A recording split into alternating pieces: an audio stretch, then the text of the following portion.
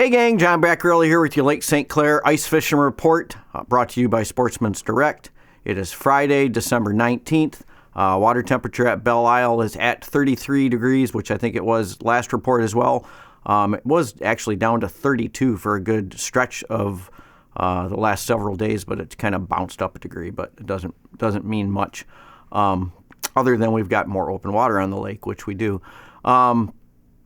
Looking at the weather forecast, we have got another round of warmer weather coming, it looks like, right around Christmas, so maybe the day before, the day of, and the day after. And they're all over the map as to how warm it's going to get.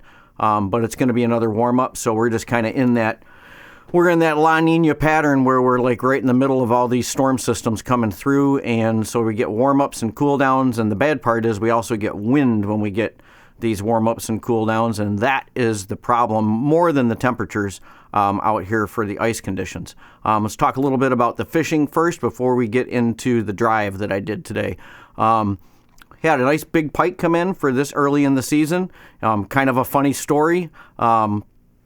This pike actually grabbed the tip-up first and then swam underneath the spearing hole for our customer, and then he speared it, but he didn't realize that the fish had taken the tip-up bait until after he brought it in speared. So that's kind of a cool story, that's a nice pike too. It's like 11 3/4 pounds, I think 37 inches or so. But beautiful, beautiful northern for this time of the year. It was frozen stiff because it was really cold that day. We've had quite a few really nice perch coming in. This last one, the new leader, was 14 inches and weighed 1.44 pounds. So we're already pushing that 1.5 pound mark, and we really just got out on the ice for 1 week. So that should say a lot. And I know there's been some other big fish caught out there, but a lot of guys know that it's going to take a really big fish to win, so they're not bringing some of the smaller fish even in to put them on the scales. So, but I would advise if it's 13 inches or longer, you should probably bring it in because you can see a lot of weight variation on those fish when they get to that 13, 14-inch range. So it really just depends on the individual fish how much they're going to weigh. Just kind of looking around the lake, the Crocker Road boat launch has been a good place. The guys have been fishing there. It's a spot that's locked up pretty tight. It's generally really good for perch early season. It's pretty shallow this year with the water as low as it is, but it has been producing some fish. And guys have been getting fish off of the beach as well. So, and in the canals, and some fish up in the Fairhaven area, although they've got very limited ice up there, and we'll get to that in a minute. So let's talk ice conditions. Now, it's been kind of wild, right? I mean, we really haven't had lake ice for that long. And at one point, they were saying that Lake St. Clair was like over 80% ice covered, which is amazing for this early in the season. But I guarantee you it's not 80% covered now. So once we get a new satellite image, I'm sure we'll see that. But it's really been more about the wind than anything else. The wind is what's caused all the change, even though I know you guys, if you're not an ice fisherman, a lot of you guys saw that those warmer temps, and you thought, oh my gosh, all the ice on the lake melted and it's all over. And I even saw people posting that, which is absolute silliness because that's not what happened at all. But we just lost mileage of ice. We lost square miles of ice on the lake due to the wind breaking it up and sliding ice under pieces of ice and heaving up. Once that ice gets a place to move to, it moves. So there's not much that's going to stop it. So it either slides under or heaves up or just breaks all up. And once it breaks up, then it's easier to melt. So, and that's really what happened. We almost lost nothing as far as thickness goes for just about everywhere out there. If it wasn't in an area that had current or has runoff, we really didn't lose thickness. So the two key areas that I've been watching and I chose this year, I always choose to cut a hole out in the basin at the Lake St. Clair Metro Park because it's a nice, stable piece of ice that I can keep my eyes on because the store's right there. Early in the week, at the end of the cold snap and before the warm-up happened, I cut a hole, 50, 60 feet off ashore in the basin, and you can see the results. It was, about 7 inches of ice there at that spot where I cut. and then went back there today. So this is after the warm-up, after the rain, after all the weather, but after everything locked back up with the colder temperatures, and we basically got the same thickness. So maybe plus or minus, or maybe about a ½ inch variation, but that can just be from just going from hole to hole, wherever wherever you happen to cut the hole. So really no change in thickness there. Did the same thing over at the spillway. I did that actually right before I came back to the house here to do the report. After tumbling down the hill at the spillway with an auger in one hand and my camera in the other. So note to self: if it looks like it could be slippery and you don't have your cleats on, assume that it's slippery. So if I make some funny noises or grimace, or if I'm scooping minnows tomorrow and I'm making funny noises and not moving as quick as I normally do, it's because of tumbling down that stinking hill at the spillway. But once I got to the bottom of the hill and made sure that nobody saw me and that I didn't break anything, I went out and I cut a hole, and it's pretty much the same results as earlier in the week. Between 7.5 and 8 inches of ice in that spot where I cut. So.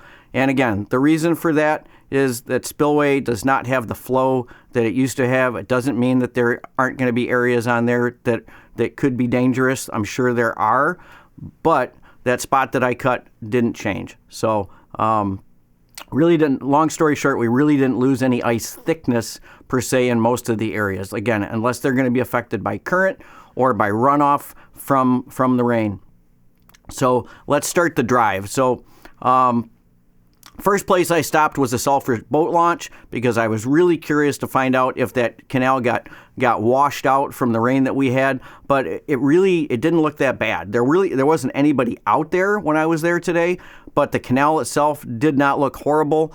We just didn't get the volume of rain that they were predicting, and the runoff must have been slow enough that it really didn't go crazy. So even that ditch along the road on Hall Road there had a lot of ice in it still. There was some water in it in spots, but it wasn't completely blown out. So if you do go to the Selfridge area, definitely check that canal with a spud before going out anywhere. But it didn't look like the damage wasn't wiped out. So like it will sometimes when we get a lot of rain. So now looking out in front at Selfridge, if you compare it to earlier in the week, there was a lot of ice out there, and the ice earlier in the week extended all the way down quite a ways out in front of Cotton Road and out pretty far from the boat launch, but not anymore. So going there today, the wind had really taken its toll. A lot of that ice that was out in front of the Selfridge launch was headed up into Anchor Bay, probably headed over by the raft. But we still had significant ice out in front, and it extended all the way down into the Air National Guard base.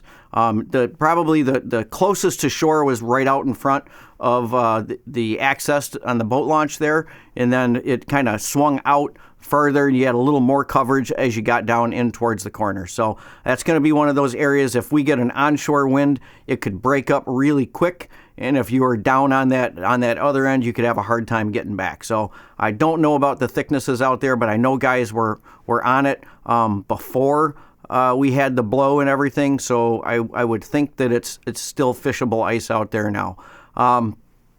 So on the drive all the way up to Fairhaven, all the canals were ice covered, and there were guys on most of the canals. In many places, most of the early canals that they fish, there were guys on them fishing already, and they have been for some time.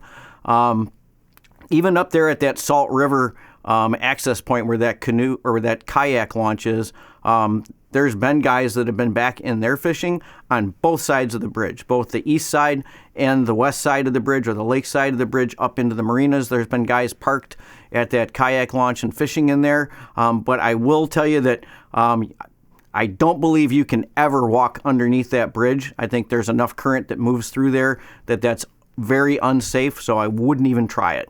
So I think the guys are accessing from land on both sides of the bridge when they are going in there. So continuing on, heading all the way up now to Bobby Mack's, looking out from Bobby Mack's early in the week.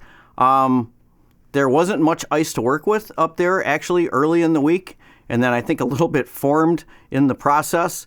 And actually now there may be more that's blown up in there than what there was last week, even though it's very sketchy conditions up there, guys.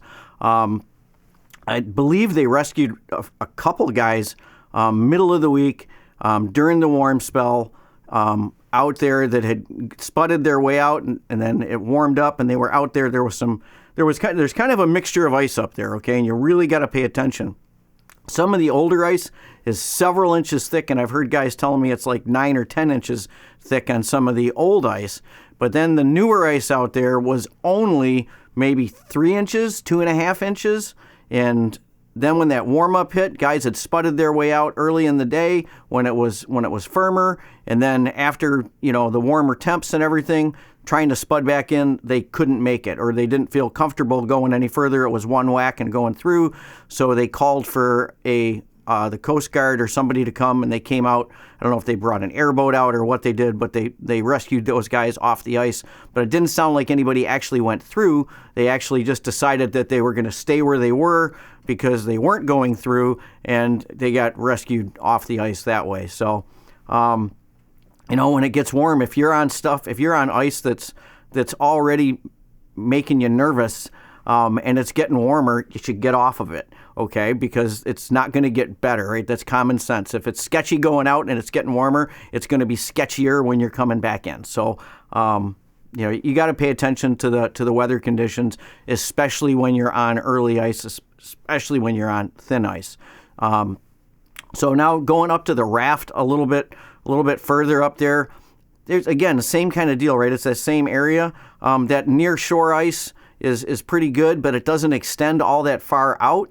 And it's just there was a lot of ice blowing up into that end of the lake, but it's not going to solidify enough, I don't believe, at least for tomorrow. It may with this next little cold front again that we've got coming in Sunday. Is supposed to be only highs like in the low 20s or something like that. So we're going to be tightening and firming and making more ice all the way through the weekend with maybe a warm-up, it looks like tomorrow, like midday. But that area is really not ready out there in the main lake yet.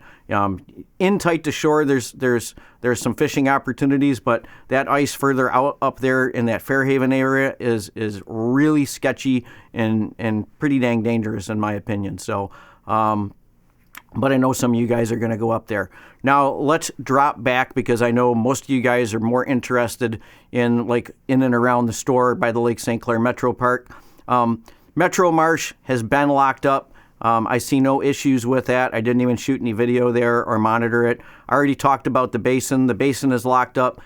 It's got plenty of thickness, at least in the area that I was at, and there were numerous shanties on it today. Let's talk about the day sail, looking out on the main lake, okay? Now, earlier in the week, before we got the big weather change and we got all the winds and everything, that ice seemed to go forever out there, and you couldn't see any open water out there. And with that 80% ice cover, a lot of it was like down on that end of the lake. But a lot has changed since then. So looking at it today at the day sail, I did this right towards the end of the day. It was after the wind had reached its max and was already coming down. There was still substantial ice off of the day sail and then out from the point at Metro. But that angled in all the way in by Beacons Cove. So it was basically if you draw a line from Beacons Cove and look out towards the point at Metro and then actually kind of veer out going towards the point, there was a lot of ice there. And in a second, I'll give you a shot from Beacons Cove and you'll see even better what I'm talking about. But again, I don't expect much change in the thickness out there. It's just that we lost mileage way out from the actual day sail itself.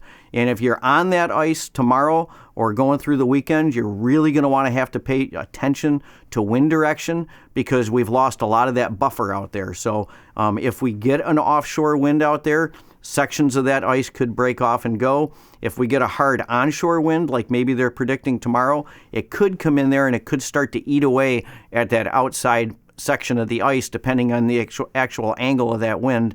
And we could start to break that ice up, and we could lose some that way out there as well. There were guys that were driving machines on that ice earlier in the week. I definitely don't advise that this early in the season, especially after we had that warm-up, because there could have been areas out there that were skinny, and if they were skinny and they got weakened, that's how you could lose a machine out there. So, but for the most part, the guys were not having any issues out there walking, so the thickness was good enough for that. Without any difficulties that I heard of. So let's drop down, and we're going to look at the view off of Beacons Cove today, looking out towards the Lake St. Clair Metro Park. And out in front of Beacons, it was almost open water, like right from in front of Beacons, and then everything down towards the mile roads is gone. So other than over by the Crocker Road boat launch, and I'll get to that next. But all that main lake ice all the way down through the mile roads is gone. If you draw a line from the corner at Beacons all the way to the point at Metro, you'll see that there is substantial ice up in that area. So that's still locked in, and that's usually what happens. That's usually where it breaks off, and that's pretty common for that to be locked in that way. So now if we go slide a little bit further south, and we go down to the Crocker or Clinton River cutoff boat launch, looking out into that bay, you can see the bay itself is locked up. There was some guys out there today, but out off of those 2 points between Beacons and the boat launch point out there, that ice is gone. So same story there. If we get a bad east wind and it blows in, it will break that ice up too. So we're kind of at the mercy of the wind right now with all that open water out there. Let's hope that it plays nice and we can hang on to what ice we have. It doesn't get all busted up. I hate to lose that lake ice now and get pushed back into the canals, but right now we've got the ice out there, and we'll see if the winds play nice, if we can hang on to it. So, I think that's all I've got to say. Hopefully this helps you guys out. We wanted to wait till tonight because we saw the weather coming in, and I didn't want to do a report on like Wednesday with all the crazy winds and everything come in, and then have people planning trips and stuff, and then be really disappointed. So this is as accurate of an ice report as I can give you. This is like fresh off the lake right before dark. Things could still change for tomorrow. If they do, I'm sorry, but this is the way it was late this afternoon, and that wind was already starting to calm down. So I expect that it's about as accurate as a report as you're going to get. With that, hopefully we'll see you at the store this weekend. Be safe. Use that spud out there. If you're going in multiple groups, one guy or more than one guy in a group, one guy bring a spud, somebody else can bring an auger, but be careful, be safe, and watch the wind direction on that main lake. Hey gang, if you like our content, hit the little subscribe button and the bell icon, and you'll be notified as soon as we put out new stuff.